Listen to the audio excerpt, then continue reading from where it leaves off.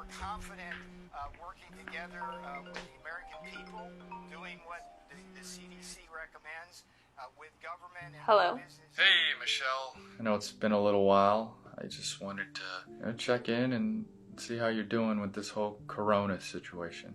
I'm doing fine. It's kind of random that you're calling. I know. It's been a crazy week, and I was thinking about you and wanted to make sure that you're doing okay. It's really sweet of you. How are you? I'm doing all right at my apartment, doing this quarantine thing and just trying to stay busy.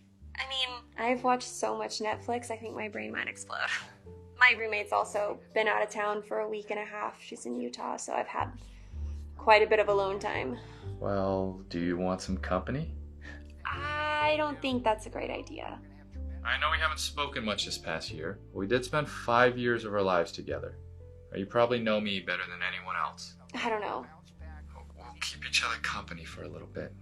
All right? I promise you, I don't have the coronavirus. Okay, fine. But we're not hooking up. I'll see you in a little bit. To old friends, quarantining together. Cheers. Cheers. You know what's crazy? Is this place smells the exact same. It's the apple cinnamon candles, isn't it? That's what it is. You know, I need to go buy a box of those. I probably shouldn't, because every time I smell it, I'm gonna think of you.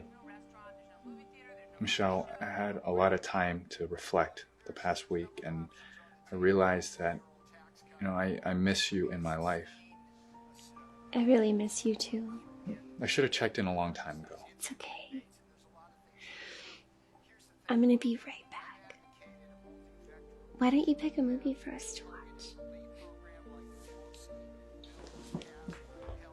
I think I know the perfect one.